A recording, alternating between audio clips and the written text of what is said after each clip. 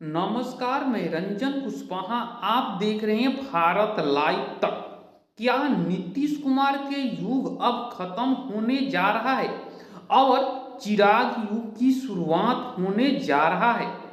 नीतीश कुमार 2 महीने से खामोशी के चादर ओढ़े हुए हैं और वह प्रगति यात्रा पर है, लेकिन एक भी उनका बयान नहीं आया है। उधर बीजेपी के जो नेता हैं, चाहे वह गिरिराज सिंह हो या बाकी बीजेपी के जो उप मुख्यमंत्री हो, उनके बयान आ रहे हैं और ये सुगबुगाहट हो रही है कि बीजेपी नीतीश कुमार के नाम पर चुनाव नहीं लड़ना चाहती है। जी हाँ दोस्तों, ये तो लगभग सुगबुगाहट तेज हो गई है। उधर नीतीश कुमार की पलटी मारने की तैयारी भी चल रही है, क्योंकि जब जब वह खामोशी के चादर ओढ़ते हैं तब तक वह पलटी मारते हैं।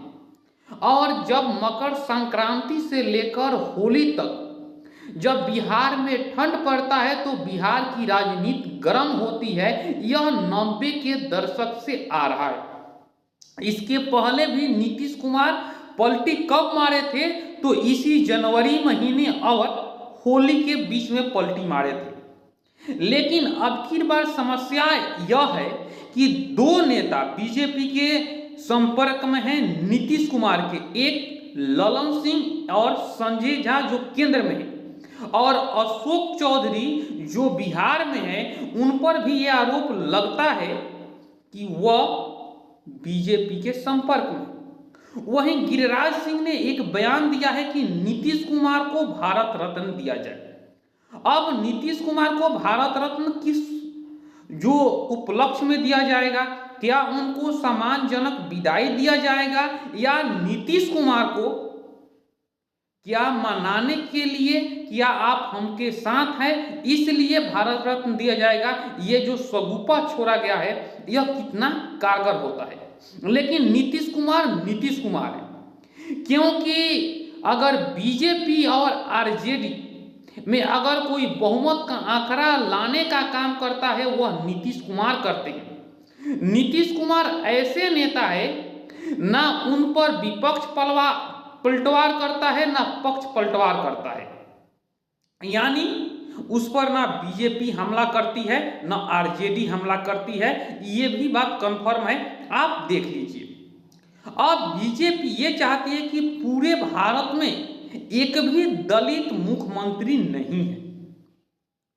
स्वर्ण है, ब्राह्मण है, आदिवासी है, लेकिन बीजेपी के पास कोई दलित चेहरा नहीं है।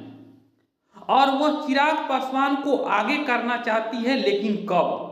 जब चिराग पासवान अपनी पार्टी का विलय भारतीय जनता पार्टी में करते हैं तभी संभव है। चिराग पासवान से दिल्ली में बैठक हो रहा है। चिराग पासवान से यह कहा जा रहा है कि आपकी पार्टी बिहार में कितनी सीटें ला सकती है, जिससे आप मुख्यमंत्री तो नहीं बन सकते हैं, ये बात कंफर्म है। लेकिन आप बीजेपी के साथ विलय करते हैं। नीतीश कुमार को छोड़ दीजिए, नीतीश कुमार जो है वह उनके जो 4 प्रमुख हथियार है वो मेरे कब्जे में है। नीतीश कुमार अब की बार तो पलटी नहीं मारेंगे और नीतीश कुमार जो है कह चुके हैं कि 2025 के चुनाव नहीं लड़ेंगे। लेकिन 2025 आते आते एक बार फिर एक पोस्टर लॉन्च किए कि बिहार में जब जब चर्चा होगी तब नीतीश कुमार की ही चर्चा होगी। लेकिन इसके बीच बीजेपी ये चाहती है कि उनका मुख्यमंत्री हो, मुख्यमंत्री दलित हो, लेकिन दूर दूर तक बीजेपी के जो कोई दलित तो नेता नहीं है। अभी अंबेडकर का जो विवाद चल रहा है उसको देखते हुए यह सवाल उठ रहा है कि बीजेपी में एक दलित नेता हो। जिस तरह से अमित शाह बयान दिए हैं और अमित शाह के बयान को देखते हुए अंबेडकर जो विवाद चल रहा है, अगर बिहार में दलित नेता हो और नीतीश कुमार साथ में हो तो बिहार को हराना आरजेडी और इंडिया गठबंधन के लिए मुश्किल होगा।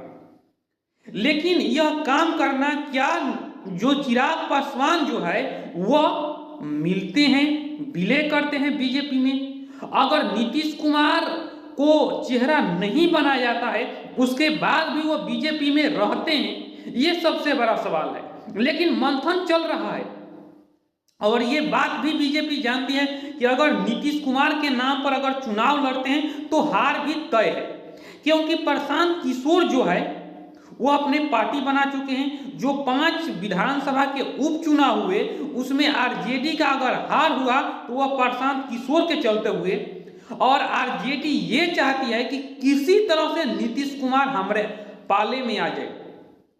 तेजस्वी यादव दोनों बांह फैलाकर यह अपील करें कि नीतीश कुमार आ जाए। हम कुछ कहे हैं चाचा जी, हम तो कुछ नहीं कहे हैं। और ये मंथन चल रहा है, लेकिन अब ये देखने वाली बात है क्या पलटी मारते हैं या कुछ बड़ा उलटफेर होता है। ये आप कमेंट बॉक्स में अपनी राय रख सकते हैं।